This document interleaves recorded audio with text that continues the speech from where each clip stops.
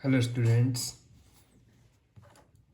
आज के इस चैप्टर 7 के लेक्चर नंबर 6 में हम हेट्रोजीनियस इक्विलिब्रियम टॉपिक को आगे कंटिन्यू करते हैं। लास्ट टाइम आपको थियरी समझा दी थी, उसके रिलेटेड है एग्जाम्पल नंबर 7.6, उसको सॉल्व करते हैं। Read the question. The value of Kp for the reaction CO2 carbon dioxide gas plus carbon form 2 moles of CO carbon monoxide gas, जिसके लिए Kp में गिवन है 3, temperature is 1000 Kelvin। If initially pressure of CO2 is 0.48 bar, carbon dioxide का pressure है 0.48 bar, that is initial pressure of carbon monoxide 0 bar and pure graphite is present. Graphite pure यानी कि वो solid form में। Calculate the equilibrium partial pressure of carbon monoxide and carbon dioxide. Equilibrium पर pressure कितने होंगे carbon dioxide and carbon monoxide के, ये आपको फाइंड करने हैं। ठीक है, तो पूरा क्वेश्चन मैंने आपके स्क्रीन के ऊपर रिप्रेजेंट कर दिया है। सॉल्यूशन, पहले मैं इक्वेशन लिख लेता हूँ।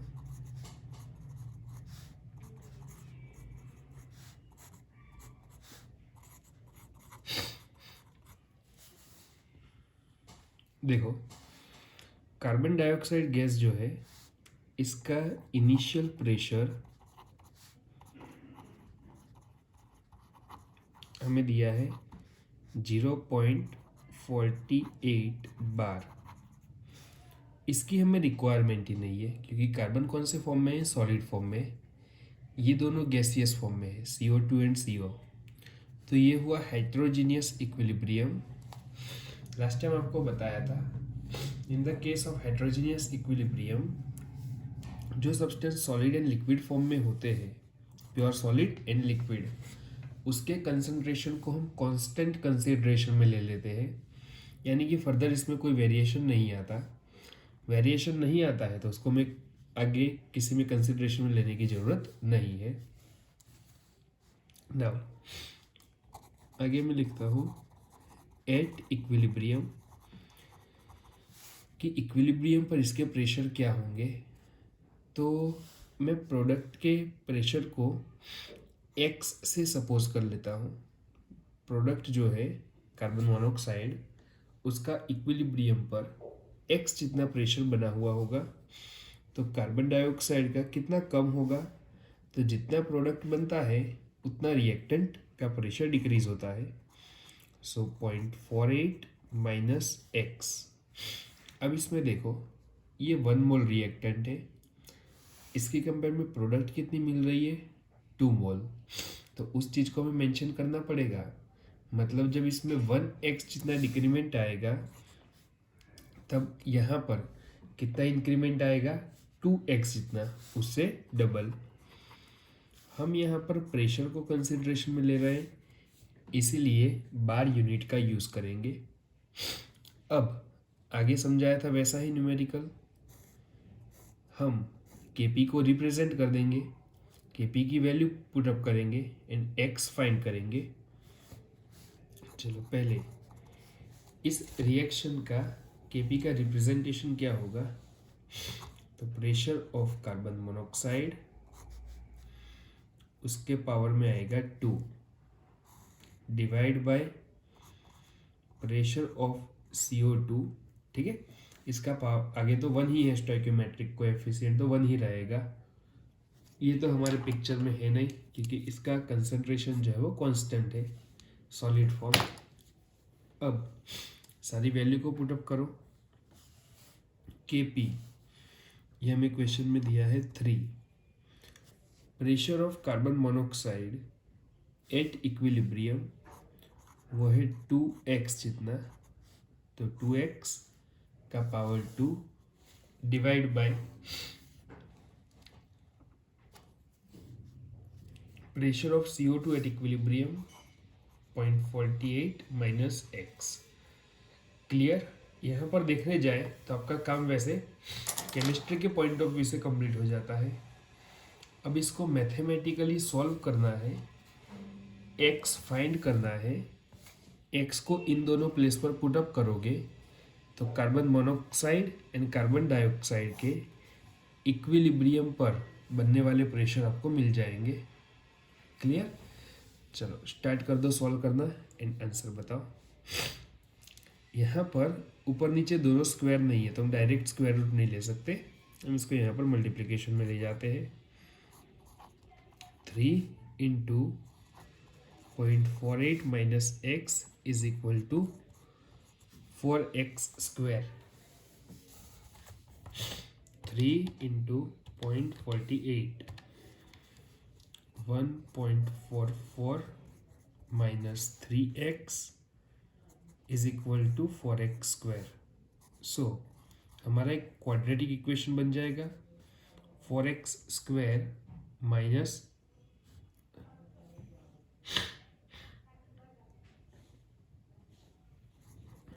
3x।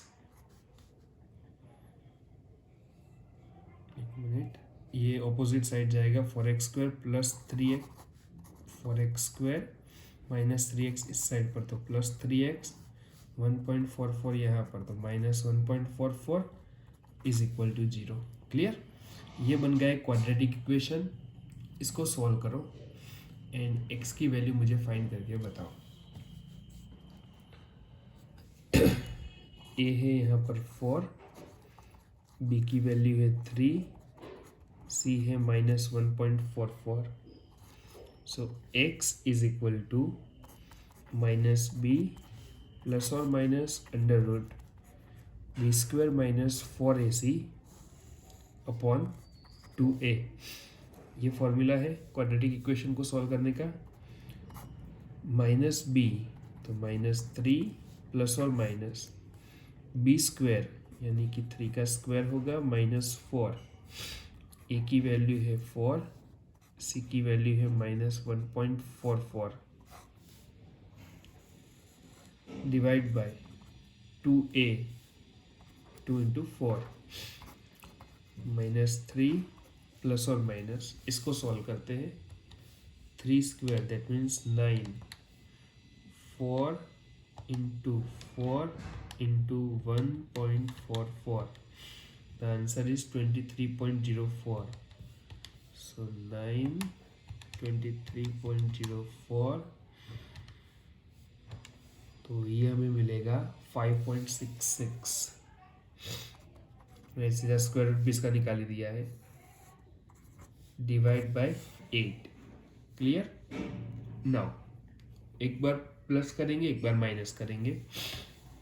चेक करो आपके कौन से दो आंसर मिलते हैं एक्स की वैल्यू को। तो 5.66 माइनस 3 अपॉन 8 तो मिलेगा 0.33। X is 0.3325 and 5.66 plus 3 upon 8 तो ये मिलेगा 1.08। ठीक है, जो टेक्निकली पॉसिबल ही नहीं है। तो नेगेटिव वैल्यू को हम यहाँ पर कंसिडरेशन में नहीं लेंगे। सो सिर्फ और सिर्फ उसकी पॉजिटिव वैल्यू बनेगी 0.33। अब नेगेटिव वैल्यू को क्यों नहीं लेंगे, तो कभी नेगेटिव में प्रेशर या फिर कंसंट्रेशन नहीं होता है। ठीक है, तो उसको यहाँ पर लेने का कोई मीनिंग नहीं है। सो अब ये x मिल गया। प्रेशर ऑफ कार्बन मोनोऑक्साइड के लिए 2 इंटू एक्स यानी कि 2 से मल्टीप्लाई कर दो, and pressure of carbon dioxide के लिए 0.48 में से सब्ट्रैक्ट कर दो, तो आपको दोनों के प्रेशर मिल जाएंगे।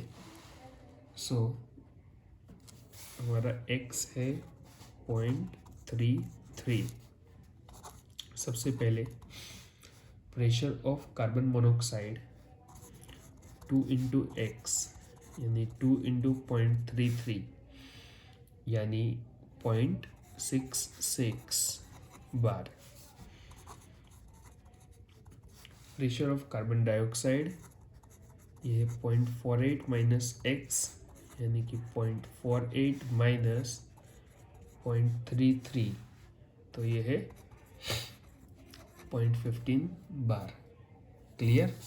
तो ये pressure carbon monoxide and carbon dioxide के।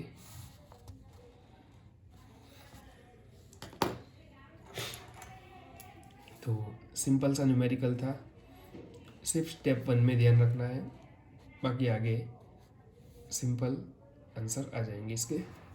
Now next topic, applications of equilibrium constants.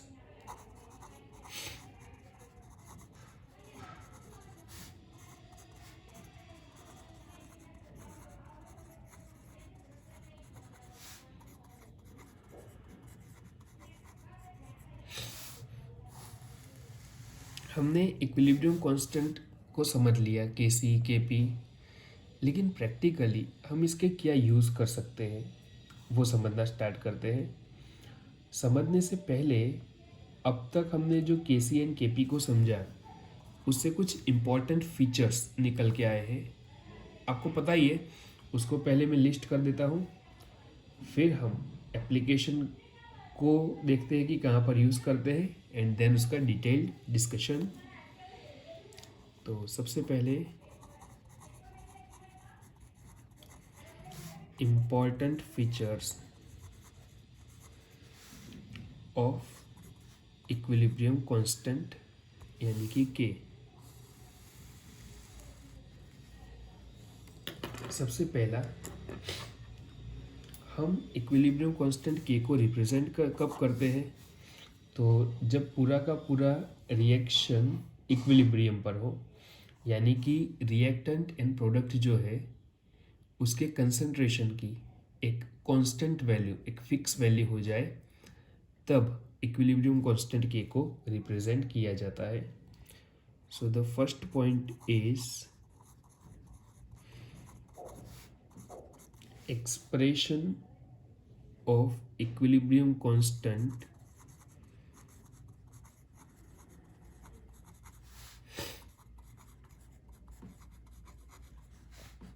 is applicable only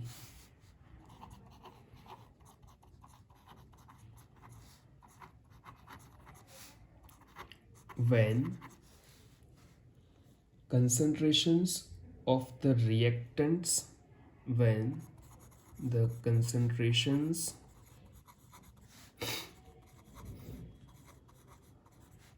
of the reactants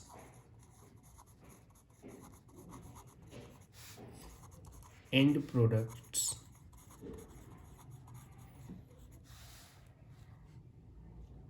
have constant value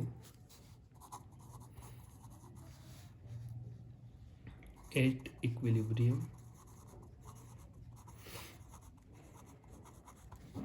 clear है। सबसे पहला पॉइंट कि ये जो इक्विलिब्रियम कांस्टेंट है के, उसको हम कब रिप्रेजेंट करते हैं या फिर कब उसका एक्सप्रेशन किया जाता है, तो when concentration of reactant and product, इन दोनों की वैल्यू क्या हो जानी चाहिए, कांस्टेंट इक्विलिब्रियम पर, तभी हम उसके इक्विलिब्रियम कांस्टेंट के को रिप्रेजेंट करते हैं। सेकेंड पॉइंट, इक्विलिब्रियम कांस्टेंट की वैल्यू जो है वो रिएक्टेंट या फिर प्रोडक्ट के इनिशियल कंसंट्रेशन से इंडिपेंडेंट होती है। मतलब आप रिएक्टेंट या प्रोडक्ट का कोई भी कंसंट्रेशन लो, उसमें जब इक्विलिब्रियम बनेगा तब वो उसके केसी को रिप्रेजेंट करेंगे। तो केसी की वैल्यू इंडिपेंडेंट होती है रिएक्टेंट या प्रोडक्ट के इनिशियल कंसंट्रेशन से।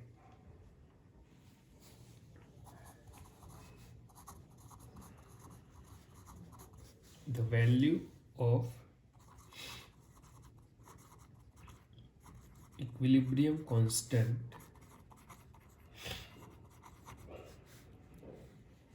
is independent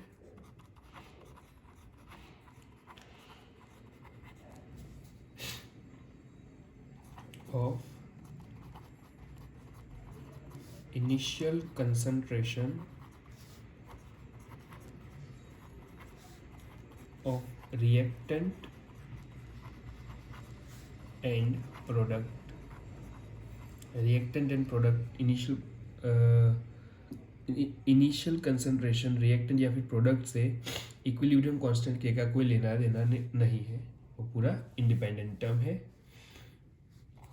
थर्ड पॉइंट, ये जो इक्विलिब्रियम है वो किसी एक फिक्स टेम्परेचर पर बनता है, मतलब केसी या केपी की वैल्यू दी हुई होती है, आपने हर एक न्यूमेरिकल में देखा होगा, साथ में उसका टेम्परेचर मेंशन किया होता है। टेक्निकली हमें उसकी कोई रिक्वायरमेंट नहीं है, हम कहीं पर उसका यूज़ नहीं करते हैं, लेकिन गिवन होता है। इसका मीनिंग क्या हुआ, तो इक्विलिब्रियम कांस्टेंट के की वैल्यू पर्टिकुलर टेम्परेचर पर फिक्स होती है, ठीक है, that means temperature dependent. Equilibrium constant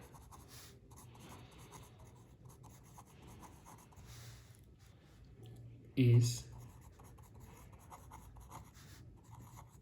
temperature dependent।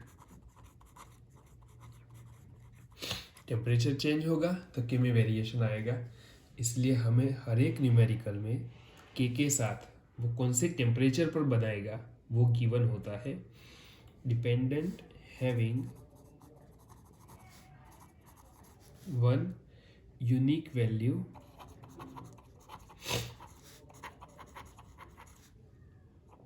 for a particular reaction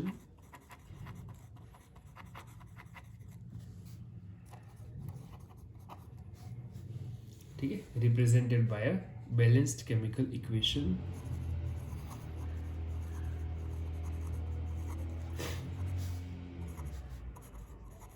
even ऐसे सारी कंडीशन है, हम ऑलवेज क्या चेक करते थे कि हमारा इक्वेशन जो है वो बैलेंस्ड केमिकल इक्वेशन होना चाहिए, represented by a balanced equation at a given temperature.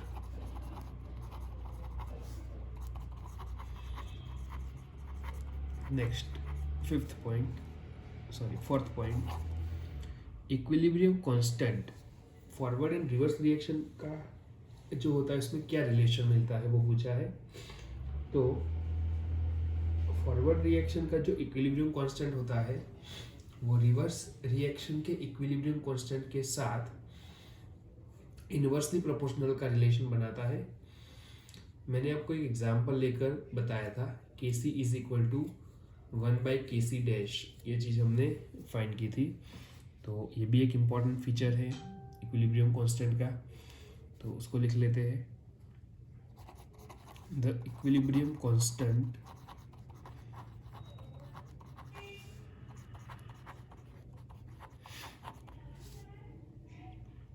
for the reverse reaction is equal to the inverse of the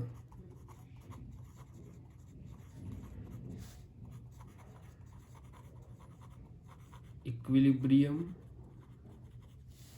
constant for the forward reaction। equilibrium constant for the forward reaction, देख लो पूरा point, ठीक है।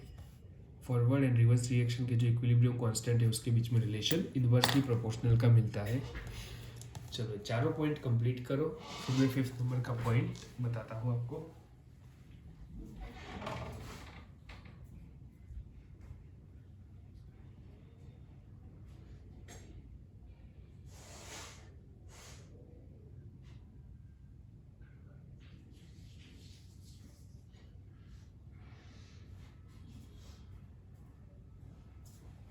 आगे next 5th number का point समझो, equilibrium constant किसी भी reaction में हम जो रिप्रेजेंट करते हैं वो पर्टिकुलर रिएक्शन के लिए फिक्स होता है, यानी कि उसमें जो स्टोइकियोमेट्रिक कोएफिशिएंट दिए हैं उसके लिए वो फिक्स है। अगर स्टोइकियोमेट्रिक कोएफिशिएंट चेंज होते हैं तो इक्विलिब्रियम कांस्टेंट में वेरिएशन आएगा। ठीक है, तो जो केसी या केपी बताते हो उसका जो बैलेंसिंग किया होता है उसके लिए फिक्स्ड है। अगर बैलेंसिंग चेंज होगा, स्टोइकियोमेट्रिक कोएफिशिएंट चेंज होंगे तो इक्विलिब्रियम कांस्टेंट में वेरिएशन आएगा।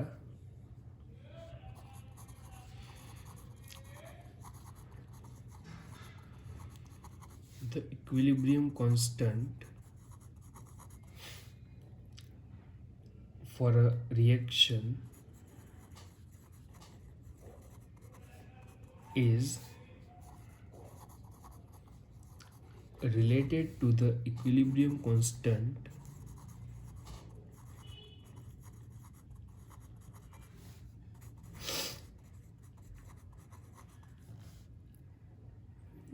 of the particular reaction or of the corresponding reaction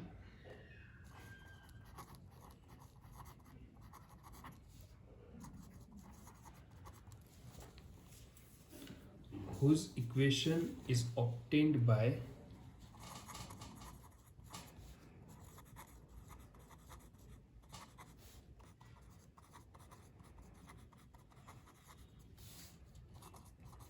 multiplying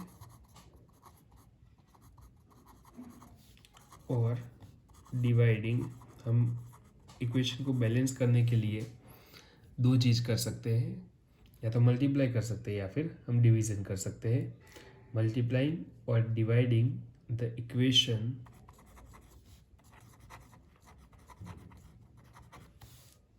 for the original reaction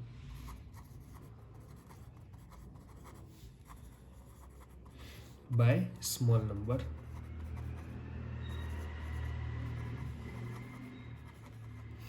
ठीक है, चलो, तो ये है इम्पॉर्टेंट फीचर्स। 5 फीचर्स है, जनरली 2 मार्क्स में कभी ये पूछ लेते हैं थियरी में ना। नेक्स्ट पॉइंट पे जाते हैं। अगला पॉइंट है हमारा कि इस इक्विलिब्रियम कांस्टेंट के हम कहाँ कहाँ पर यूज़ कर सकते हैं। So here are the applications of equilibrium constant. 3 application है।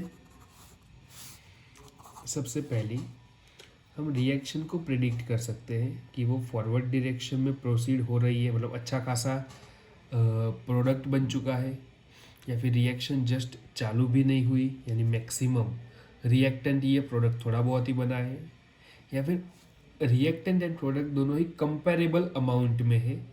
किस सिचुएशन में है, रिएक्शन जस्ट स्टार्ट हुई है, कंप्लीट होने आई है, या फिर कंपेरेबल अमाउंट में है, इसके बारे में हम प्रिडिक्शन कर सकते हैं। Predicting the extent of reaction. ठीक है, तो किस लेवल पर पहुंची है उसके बारे में हम प्रिडिक्शन कर सकते हैं। Second, direction. ये कोई भी केमिकल रिएक्शन फॉरवर्ड रिएक्शन में प्रोसीड हो रहा है या फिर बैकवर्ड रिएक्शन में आ रहा है, उसके बारे में हम प्रिडिक्शन लगा सकते हैं। तो सेकेंड एप्लीकेशन है prediction of the direction of the reaction, कि रिएक्शन फॉरवर्ड में आएगा या फिर बैकवर्ड में आएगा, इसके बारे में इंफॉर्मेशन लगा सकते हैं, प्रिडिक्शन लगा सकते हैं। And the third, equilibrium condition पर रिएक्टेंट एंड प्रोडक्ट के जो कंसंट्रेशंस होंगे वो हम फाइंड कर सकते हैं। तो थर्ड है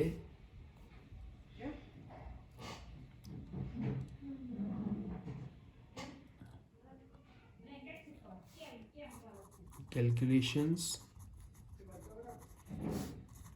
of equilibrium concentrations.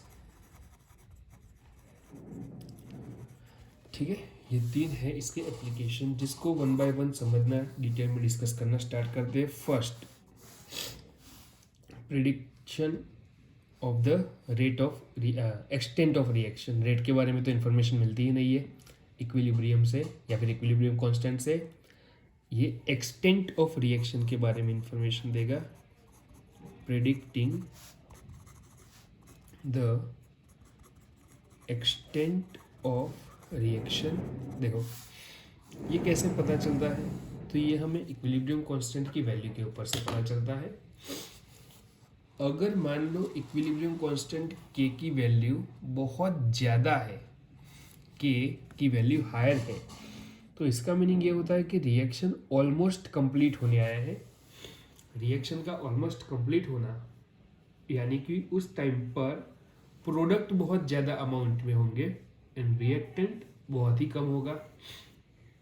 Second possibility, अगर के की वैल्यू के सी या फिर के पी की वैल्यू बहुत कम है, के पी या के सी हमारा बहुत छोटा है, तो इसका मीनिंग होता है रिएक्शन जस्ट स्टार्ट हुआ है। रिएक्शन जस्ट स्टार्ट होता है तब रिएक्टेंट का अमाउंट बहुत ज़्यादा होता है और प्रोडक्ट थोड़ी बहुत ही बनी हुई होती है। एंड थर्ड, के सी या फिर के पी, इसकी वैल्यू जब इंटरमीडिएट सिचुएशन में हो, हमने एक रेंज डिसाइड कर ली है, वो रेंज में अभी आपको बताता हूँ, लेकिन के सी या के पी जब इंटरमीडिएट सिचुएशन में होंगे तब कंपैरेबल अमाउंट में होते हैं रिएक्टेंट एंड प्रोडक्ट के कंसंट्रेशन। सो के सी, अब वो फिक्स्ड वैल्यू हमने क्या ली है, तो 10 पावर 3 कि के सी की वैल्यू मान लो कि अगर 10 पावर 3 से हायर रहती है, इफ के C is more than 10 power 3, तो इसका मीनिंग ये होता है कि प्रोडक्ट ज़्यादा है, रिएक्शन ऑलमोस्ट कंप्लीट होने आया है। के सी इज वेरी लार्ज, जिसका मीनिंग होता है प्रोडक्ट्स प्रीडोमिनेट, यानी प्रोडक्ट अच्छे खासे अमाउंट में होंगे ओवर रिएक्टेंट्स।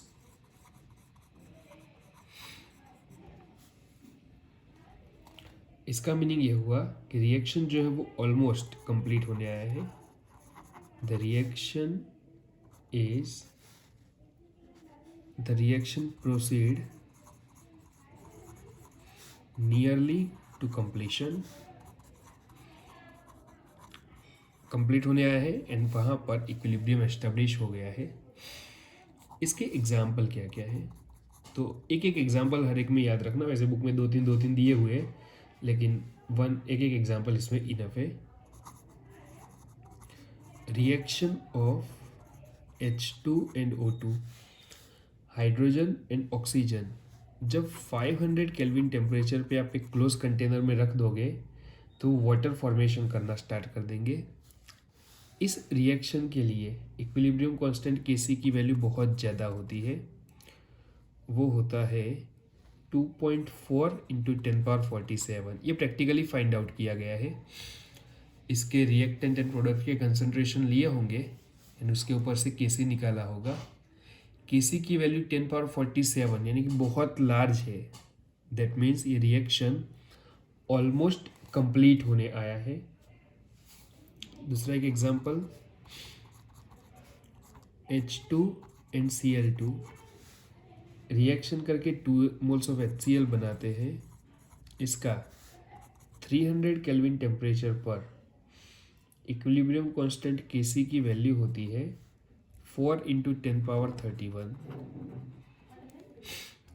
ठीक है, तो ये दोनों ऐसे रिएक्शन है जिसके Kc काफ़ी ज़्यादा है। दैट मीन्स प्रोडक्ट्स प्रीडोमिनेंट होंगे ओवर रिएक्टेंट्स।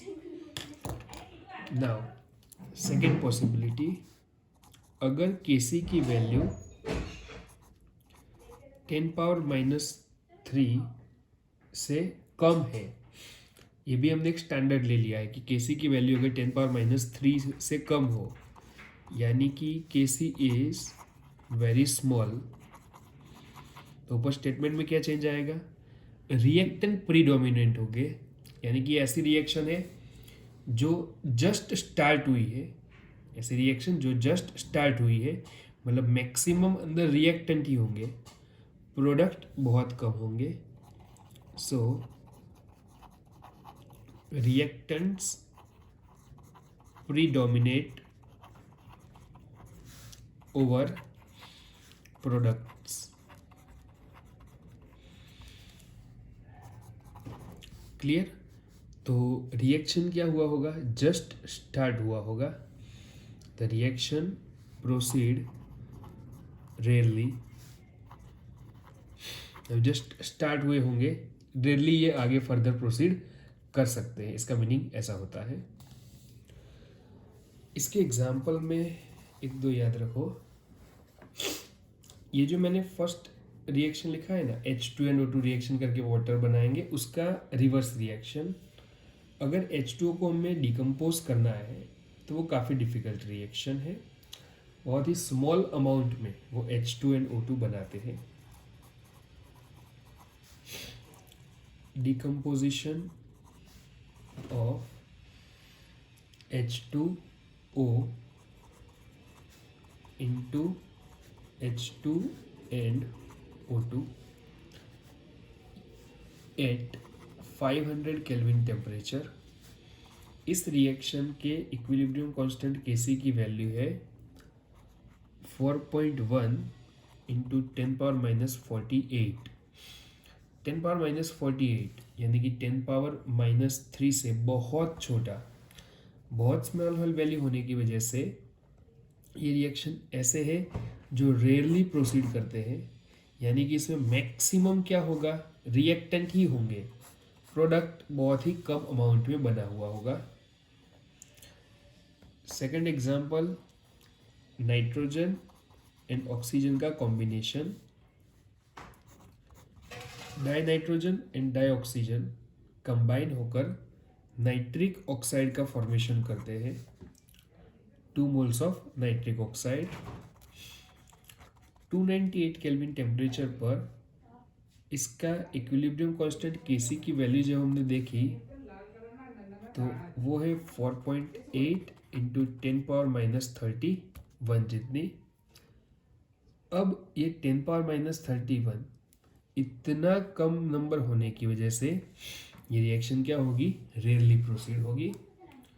सो ये है सेकेंड प्रेडिक्शन कि Kc छोटा होगा तो एक्सटेंट ऑफ रिएक्शन क्या रहेगा। एंड द थर्ड पॉसिबिलिटी कि Kc की वैल्यू इन दोनों के बीच में हो, 10⁻³ से लेकर 10⁻³ के बीच में। सो थर्ड पॉसिबिलिटी कि इफ Kc इज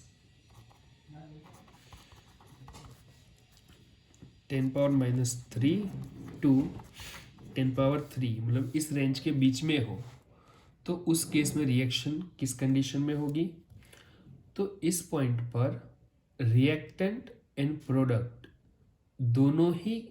दोनों के ही कंसंट्रेशन अच्छे खासे अमाउंट में होते हैं, मतलब कंपैरेबल अमाउंट में होते हैं, एप्रिशिएबल कंसंट्रेशन होते हैं रिएक्टेंट एंड प्रोडक्ट के।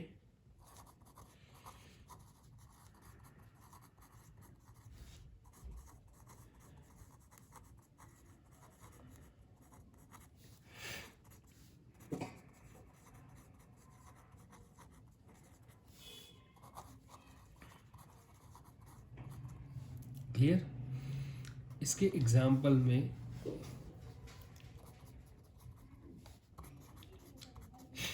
H2 एंड I2 जब डिकम्पोज होकर 2 मोल्स ऑफ HI बनाते हैं एट 700 केल्विन टेम्परेचर, तो उसके इक्विलिब्रियम कांस्टेंट Kc की वैल्यू रहती है 57। ठीक है, 57 इंटू 10⁻0 हुआ, मतलब इसी रेंज में आया, 10⁻³ तो 10⁻3। तो इस केस में रिएक्टेंट एंड प्रोडक्ट दोनों के ही कंसंट्रेशन अप्रेसिएबल अमाउंट में प्रेजेंट होते हैं। सो इस तरह से हम प्रेडिक्शन कर सकते हैं। इसका एक फ्लो चार्ट जैसा बना देता हूँ जिससे आपको ये पूरी टर्म याद रह जाए कि केसी की वैल्यू के ऊपर से आपका प्रेडिक्शन क्या रहेगा। क्वेश्चन में या एमसीक्यू में पूछ सकते हैं कि केसी की ये वैल्यू है, या फिर केसी फाइंड करो एंड एक्सटेंट ऑफ रिएक्शन समझाओ। सो केसी की वैल्यू सबसे पहले 10⁻³ से ज़्यादा हो सकती है, 10⁻³ से केसी 10⁻³ से ज़्यादा हो सकता है। सेकेंड पॉसिबिलिटी, केसी की वैल्यू 10⁻³ से कम हो सकती है, या फिर केसी की वैल्यू 10⁻³ से 10⁻³ के बीच में हो सकती है। अगर केसी की वैल्यू 10⁻³ से लोअर है तो इसका कंक्लूजन ये निकालेंगे कि रिएक्शन हार्डली प्रोसीड होंगे।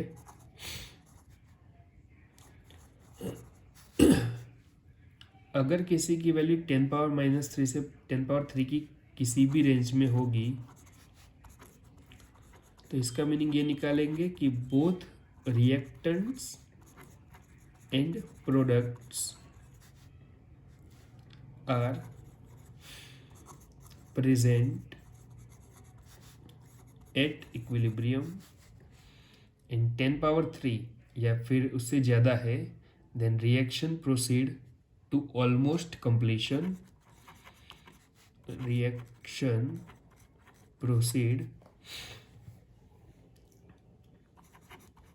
Almost to completion. ठीक है, तो केसी की वैल्यू के ऊपर से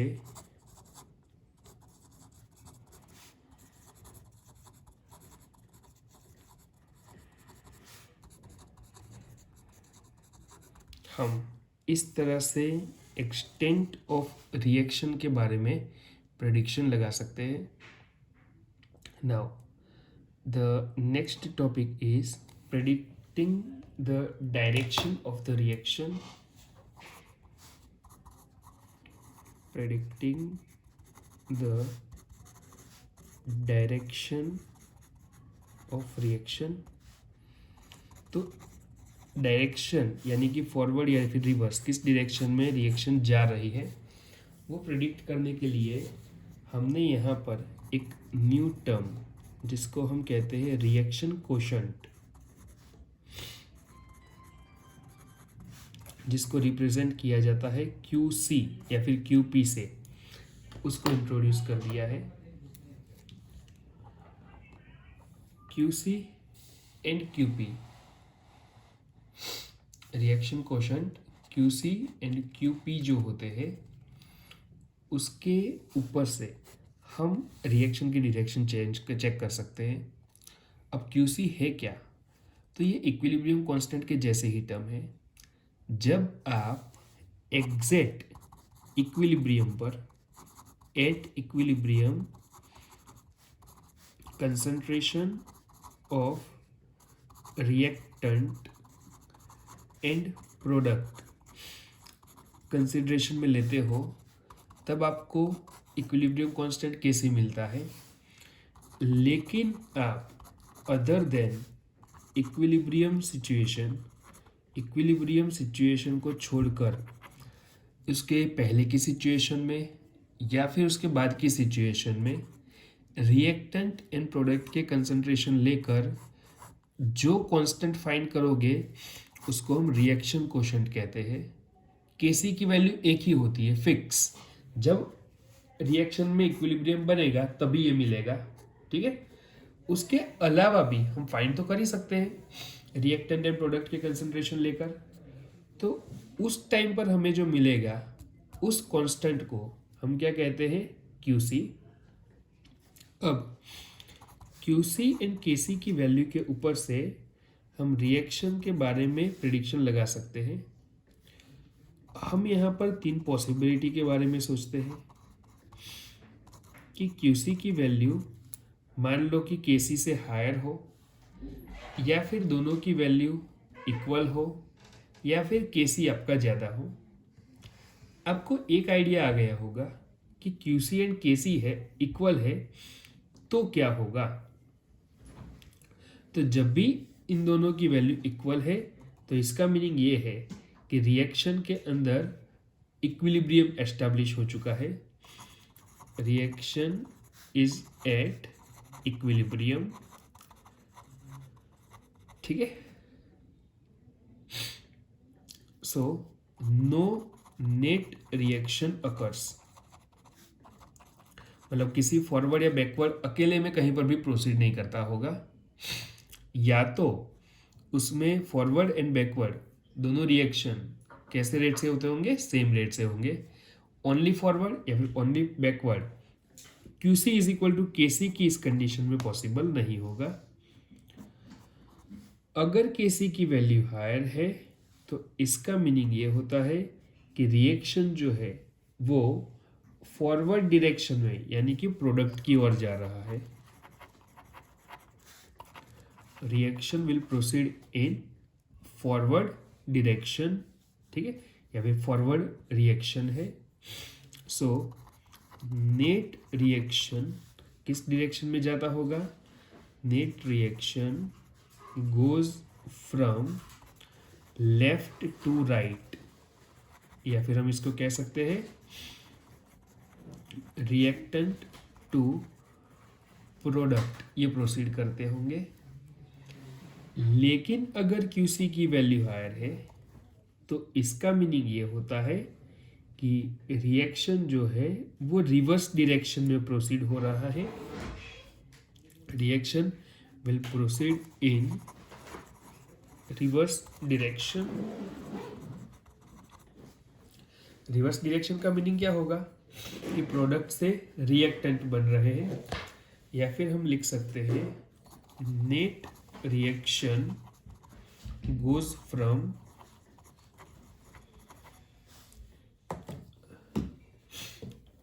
यहाँ पर क्या लिखा था हमने, लेफ्ट टू राइट, तो यहाँ पर आएगा right to left, right to left, या फिर हम इसको क्या लिख सकते हैं, रिएक्टेंट से प्रोडक्ट की ओर जाता होगा, इन शॉर्ट रिवर्स जाता होगा, कहने का मीनिंग ये है। तो हमें टेम्पररी कांस्टेंट QC जिसको हमने रिएक्शन कोशेंट भी नाम दिया है, उसकी हेल्प से रिएक्शन किस डायरेक्शन में जाएगा वो फाइंड कर सकते हैं।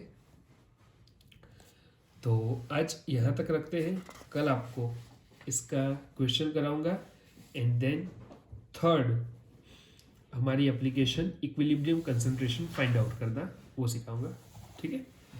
चलो आज यहाँ तक रखते हैं, बाय।